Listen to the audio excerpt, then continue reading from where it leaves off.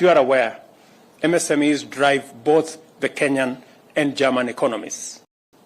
What we seek is synergy to enrich learning and grow the economy from the bottom up. Germany has agreed to enhance the capacity of the Financial Inclusion Fund, the Hustler Fund, to increase affordable and easy access to credit for unbanked MSMEs at the bottom of the economic pyramid. Kenya is Germany's most important trading partner in East Africa. However, the trade balance is in favor of Germany. I have therefore called on the Chancellor to review tariff barriers and to allow Kenyan products to enter the German as well as the European market. The Chancellor has been a big champion of assisting Kenya in concluding the economic partnership agreement between East Africa and the European Union. And Mr. Chancellor, I want to tell you, Kenya is eternally grateful for your personal intervention on this matter. Our grid is 92% green, and our commitment is to achieve 100% green energy by 2030. While our current grid is 3 gigawatts, the potential is huge, and our ambition is to make a quantum leap to 100 gigawatts by 2040. Germany has been a steadfast partner in our renewable energy journey. And I express my appreciation, Mr. Chancellor, for your reaffirmed commitment towards increasing the capacity of the Olkaria geothermal station and the general investment in our renewable energy space. On the existential climate crisis, we shared our concern of the effects of climate change on livelihoods, communities, and nations. We underscored the urgent need for concerted efforts to reverse the effects of climate change. In this regard, we agreed to work together in the search for solutions and deepen our collaboration in climate-resilient development and renewable energy, including production of green hydrogen and sustainable agriculture, including production of green fertilizers. Additionally, I emphasize the need to move beyond the debate on adaptation and loss and damage and to engage in a candid conversation on climate finance and investment, which would unlock our potential for green growth. Equally, the current international financial system is inadequate in dealing fairly with multifaceted global crises, including recovery from the COVID-19 pandemic, the climate emergency, and the debt crisis in the global south. I therefore urge the Chancellor to support the reform of the international financial system. This system must recognize our potential and ensure a win-win outcome, providing access to affordable, adequate, and sustainable financing that is delivered in a timely manner. As part of our effort to establish a common African position on climate change at COP28, Kenya will host the Africa Climate Action Summit between the dates of the 4th and 6th of September this year. I am pleased to inform you that as a friend and partner, Germany has committed to support the summit with a financial contribution and with technical support. And Kenya has also confirmed its official joining of the Climate Club initiative, which calls for the expeditious implementation of the Paris Agreement at the invitation of Germany. Your Excellency, Kenya now formally joins the Climate Club at your invitation, and we intend to be a robust player in that space. We also had an opportunity to discuss regional peace and security and shared our concerns regarding the unfortunate events in Sudan and their spillover effects to the region. We agreed on the immediate need for unconditional cessation of hostilities and humanitarian aid access and protection of civilians. We underscored the need for the international community to support Kenya, IGAD, and the Africa Union in the ongoing efforts to resolve that conflict. I urged Chancellor Scholz to use his voice and Germany's influence in various platforms, including the EU, the G7, G20, and the UN, to focus global attention on the forgotten conflicts in Africa in general and especially in the Horn of Africa. On Ukraine, Kenya has consistently underscored the principles of United Nations Charter, which calls for respect for territorial integrity, sovereignty, independence, and a peaceful resolution of disputes. We have also repeatedly called for the end to the conflict and a return to the path of peaceful resolution through dialogue. To strengthen and solidify our relations between our two countries, we have agreed to explore a new phase that will be anchored on a strategic bilateral partnership framework. I wish to thank Chancellor Scholz for engaging candidly in the spirit of goodwill and commitment to enhance mutual benefits. I also take this opportunity to once again express our collective appreciation of his very warm visit. Finally, I affirm Kenya's commitment to deepen and strengthen relations with Germany and look forward to many more engagements in future. I thank you. My good brother, welcome.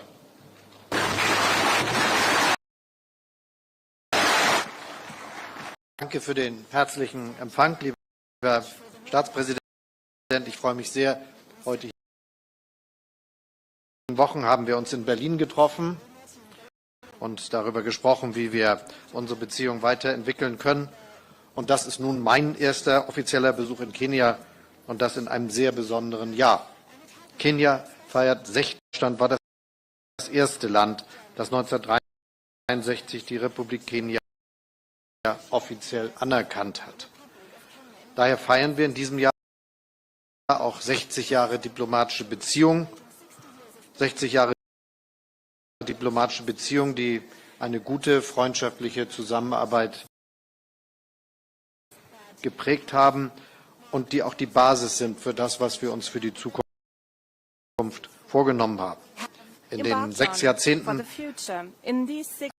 haben wir das bilaterale, vor allem auch die Freundschaft zwischen unseren beiden Völkern und Gesellschaften vorangebracht und dafür Sorge getragen, dass unsere Beziehungen wirklich partnerschaftlich sind. Deshalb ist es auch richtig, dass wir jetzt unserer Partnerschaft einen mehr strategischen nehmen.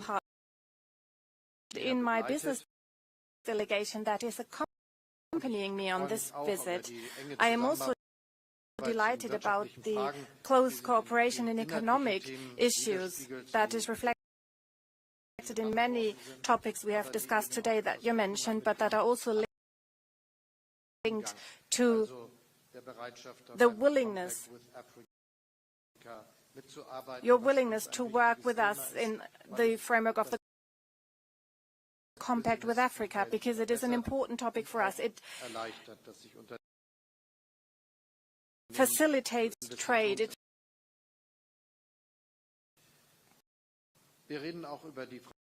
and we also are talking united in our ambitions, and I would like to explicitly say that Kenya truly has made substantial progress, is a true leader, absolutely delighted about to become a member of the International Climate Club. This is an important step, because if we are to reach our ambitious goals to stop climate change. It will only succeed if we work together and make sure simultaneously that we have. In March, you participated in the Berlin Energy Transition Dialogue.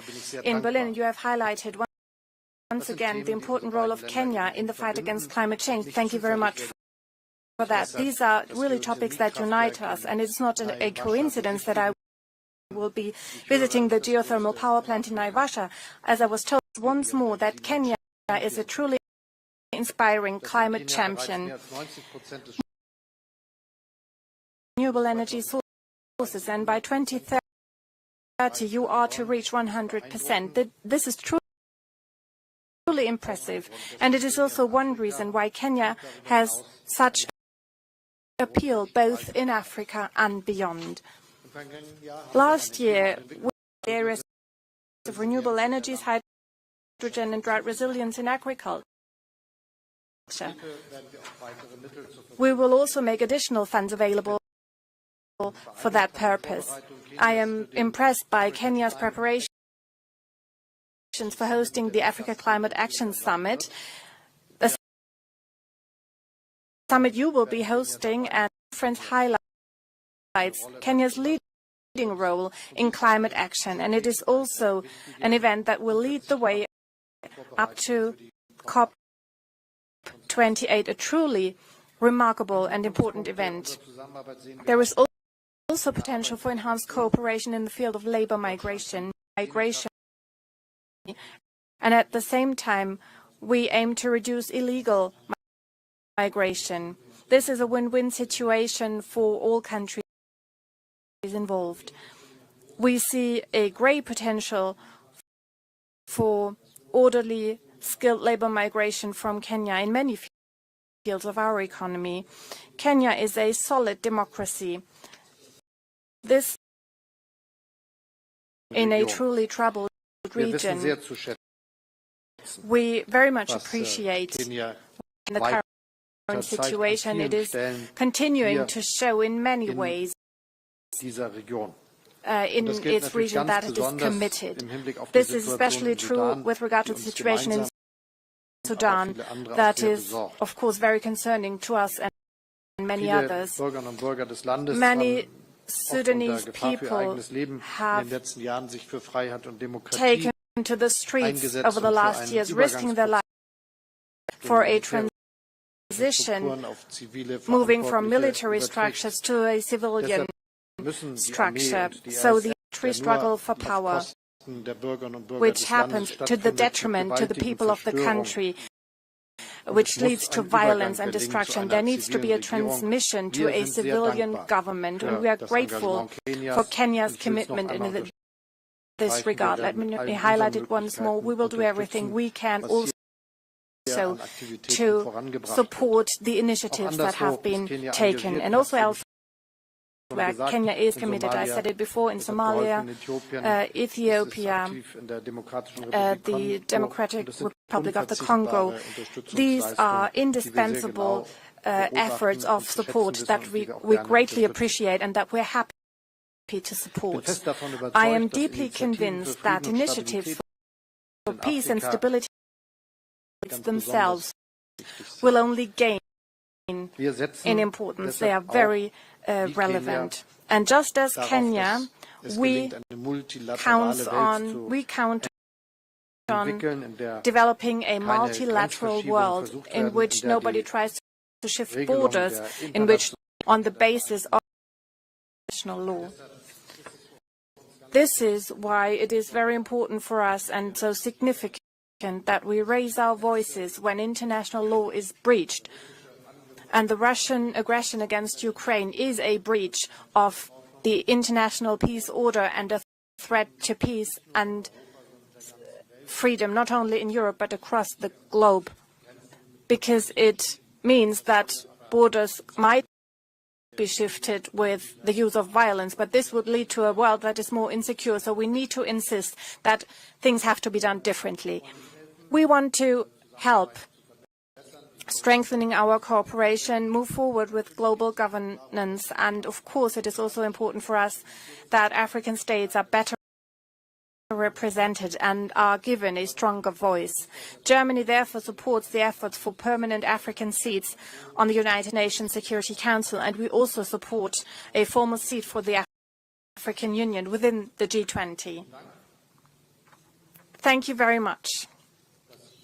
Thank you for welcoming me with such warmth in Nairobi, and I'm very much looking forward to seeing you soon again.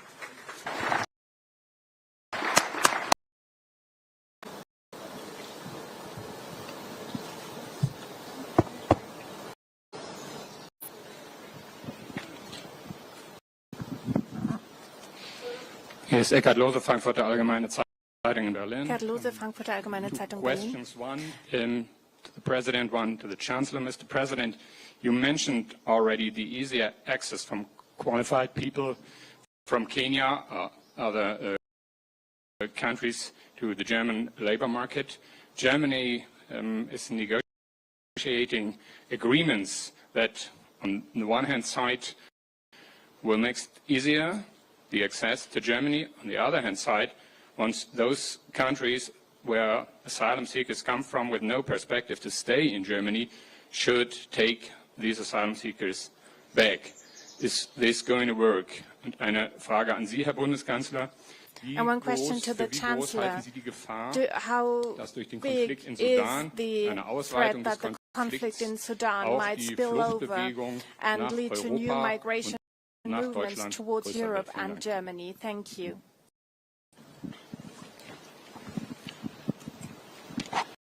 Thank you very much. As a country, we believe in the rule of law.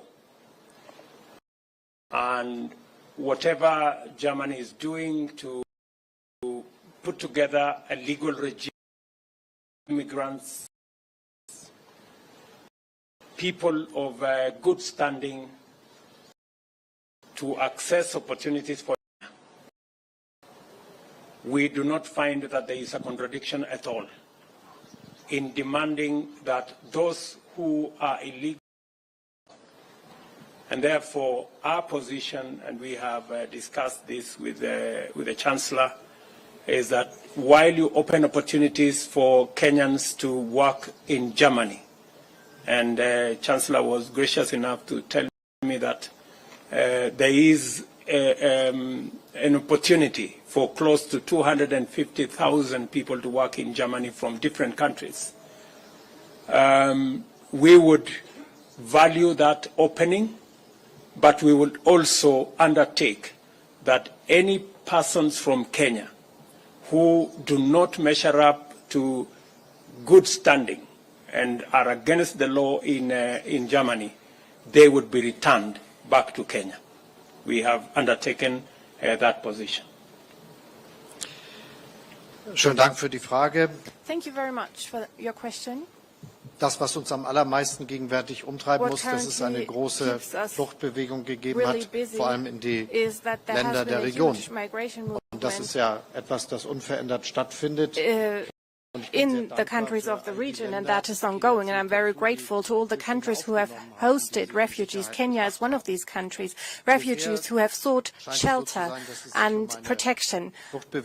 This is a migration movement, as I see it, that is currently affecting mostly the neighboring countries and has not yet affected countries further away, but we should take this question very seriously. It is a serious threat to peace, not only in Sudan, but also to the whole region, and there is a risk of spillover effect. It is a serious risk, and that means that we all together need to do everything we can to bring the two military parties to ending their conflict and lead the transition to a civilian government.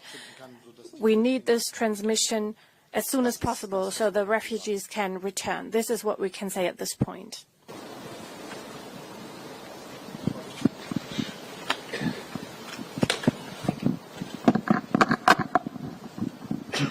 Anna Lehmann, Taz, Berlin. You mentioned the climate partnership with Berlin, which was renewed and expanded during your stay in Berlin 1 month ago in order to produce green energy, green hydrogen, green fertilizer, and so on. When it comes to investments, there's large investments needed in Kenya. You mentioned this. What do you expect in this, in terms of investments from the German economy? And what could German politics do to motivate enterprises to invest here in Kenya? Concerning renewable energies, Mr. Chancellor, a question to you concerning renewable energies. Your government adopted a law that says every new heating system installed starting in 2024 needs to be powered with 65% of renewable energy sources.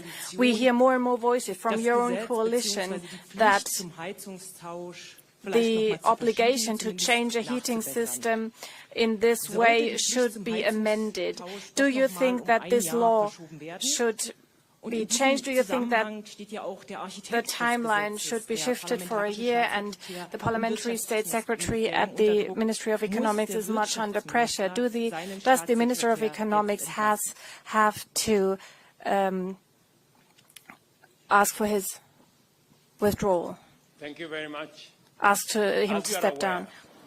It will not be the first time for us to work with Germany on our renewable energy space or the geothermal space or the green space. We have a long history of working with German technology, German investment in our renewable energy space. In fact, our 92% of renewable energy in our grid today, there is substantial contribution by German technology and German investment.